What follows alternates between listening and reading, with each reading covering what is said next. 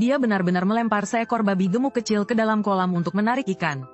Setelah itu, dia bahkan menguras air kolam secara gila-gilaan.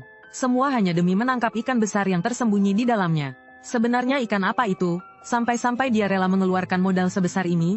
Hari itu, si abang baru saja membeli seekor babi di pasar. Awalnya dia berencana membawanya pulang untuk disembelih. Namun di tengah jalan, dia melihat sesuatu.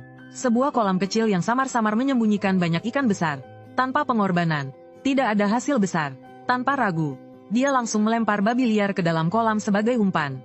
Sekejap, air di dalam kolam langsung bergolak. Babi sebesar itu pasti akan menarik semua ikan besar yang bersembunyi di dasar kolam. Saat waktunya tiba, dia akan melakukan serangan mendadak, menangkap semua ikan sekaligus, beserta babinya. Benar-benar rencana yang sempurna. Setelah mengamati sebentar dan memastikan tidak ada yang aneh, dia pun melangkah kecil-kecil dan pulang ke rumah. Lalu dengan sabar, dia menunggu sepanjang malam. Keesokan harinya, dia datang dengan keranjang dan ember besar. Pertama, dia mengambil sekop besi dari dalam keranjang.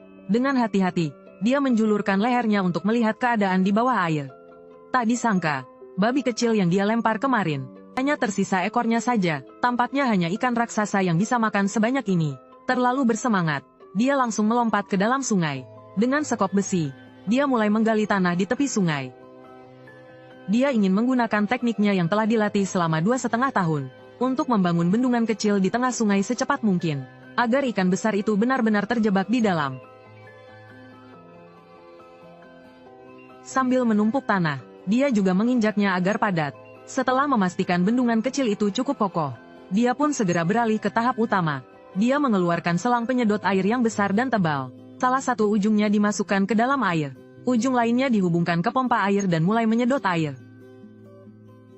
Siapa sangka, air yang disedot malah seperti sedang mengalirkan banjir. Aliran airnya bahkan bisa menyembur sangat jauh. Dengan cara ini, separuh kolam tempat babi liar tadi dilempar berhasil dikuras. Airnya dialihkan ke separuh kolam lainnya. Demi memastikan segalanya berjalan lancar, dia juga memperbaiki bendungan di tengah proses. Khawatir kalau ada kebocoran, usahanya bisa sia-sia. Pekerjaan ini benar-benar butuh tenaga besar. Begitu saja, setelah setengah jam menyedot air, ketinggian air di kolam kecil itu sudah turun hingga hanya setinggi mata kaki. Ikan-ikan besar yang tersembunyi di dalamnya akhirnya mulai terlihat. Airnya sudah habis. Mereka juga tak bisa lagi melarikan diri. Sekarang tinggal ditangkap semuanya. Tapi sayangnya, saat hampir selesai, pompa airnya malah rusak. Tak punya pilihan, dia harus menghentikan penyedotan. Langsung turun ke air untuk menangkap ikan. Sebenarnya, menyisakan sedikit air juga tidak buruk. Setidaknya ikan-ikannya tidak mati dalam waktu singkat. Ikan hidup tentu lebih berharga. Dia pun mulai melompat-lompat seperti kodok, berusaha menangkap ikan di dalam air. Ikan yang dingin terus memercik ke wajahnya tanpa henti. Begitu tertangkap, langsung dimasukkan ke dalam ember. Akhirnya, dia berhasil menangkap satu ember penuh ikan segar. Dengan puas, dia membawa peralatannya pulang, menukar seekor babi kecil dengan ikan sebanyak ini. Menurutmu, apakah itu sepadan? Kali ini ide mereka benar-benar luar biasa. Para nelayan ini memang terlalu licik. Mereka tidak bekerja di siang hari. Sebaliknya, mereka sengaja menunggu malam, menyalakan lampu sorot, lalu mencari ikan dengan mudah. Dan hasilnya selalu sangat menguntungkan. Lihat saja, hanya dengan sedikit mengaduk lumpur, seekor katak gemuk langsung muncul. Saat dipegang, ia bahkan mengangkat keempat kakinya, seakan menyerah. Setelah itu, ia diam saja, pasrah ditangkap. Para nelayan memanfaatkan sifat hewan nokturnal ini. Saat terkena cahaya terang, mereka mengalami kebutaan sementara. Kalau tidak karena hal ini, menangkap hewan yang waspada ini di siang hari akan sangat sulit. Sekarang, cukup dengan memejamkan mata. Sambil membawa lampu besar, dia terus mencari katak dalam area kecil. Hanya dengan membalik lumpur sedikit, dia bisa menangkap katak-katak besar yang masih segar. Katak adalah hewan yang suka tinggal di rerumputan di sekitar sawah dan tepi sungai. Malam hari adalah waktu terbaik bagi mereka untuk berburu. Karena itu, jumlahnya pun sangat banyak. Hampir setiap kali mencoba menangkap, dia pasti berhasil mendapatkan satu. Dalam waktu singkat, dia sudah mengumpulkan satu kantong penuh. Paling tidak ada sekitar 20 ekor. Tapi jika kamu berpikir bahwa mereka akan dimakan, kamu salah besar. Lihat saja, tak lama setelah ditangkap, para nelayan segera mengaitkan mereka ke kail pancing.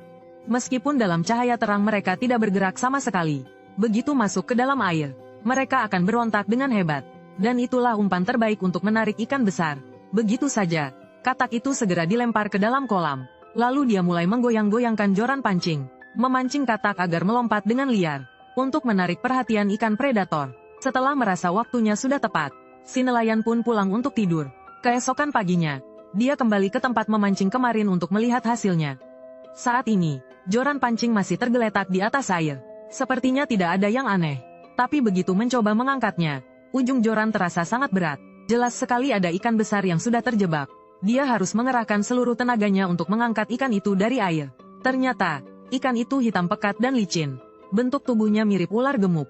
Tapi dengan kumisnya, itu jelas tanda ikan lele. Tidak jelas apakah ini ular yang berubah haluan, atau ikan lele yang berselingkuh. Namun, dengan prinsip semua yang tertangkap jadi santapan, dia tetap menerimanya dengan senang hati. Malam tadi, dia sudah memasang banyak bambu di sepanjang tepi sungai. Sekarang dia menuju ke tempat pancing kedua. Dari kejauhan, terlihat seekor ikan besar samar-samar tergantung di bawah air. Ikan itu berusaha sekuat tenaga untuk melepaskan diri dari kail. Menariknya ke atas ternyata cukup mudah. Tapi ikan ini tampaknya tidak jauh berbeda dengan yang pertama. Bentuknya terlalu berantakan, sulit dikenali. Untungnya, dia sudah memasang banyak joran sebelumnya. Jadi dia tidak perlu menggantung harapan pada satu tempat saja. Namun, begitu melihat joran ketiga kosong, dia mulai merasa ada firasat buruk. Benar saja, tidak hanya bergantung pada satu joran, tapi sepertinya akan gagal di semua joran secara bergantian. Tapi kali ini, setidaknya bukan hasil nihil. Joran terasa sangat berat, hanya saja, tidak tahu ikan apa yang berhasil ditangkap kali ini. Saat ikan itu muncul ke permukaan, rasa tegang di hati si abang langsung sirna. Lagi-lagi, ikan yang sama seperti tadi. Dunia ini sungguh membosankan. Ikan kecil mengajarkan manusia. Saat kail kelima ditarik, bukan hanya kosong, tapi katak kecil di kailnya masih hidup. Apa yang terjadi? Jangan-jangan katak ini sama sekali tidak menarik bagi ikan, sehingga hanya menarik sekumpulan ikan aneh? Tapi kalau dipikir-pikir lagi, katak-katak ini memang didapatkan secara cuma-cuma. Jadi meskipun tidak mendapat ikan, tidak ada kerugian. Dengan adanya mereka, setidaknya masih ada hasil tangkapan.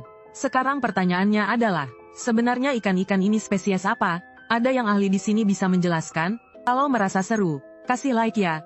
Setiap hari, aku akan membawamu menemukan dunia baru.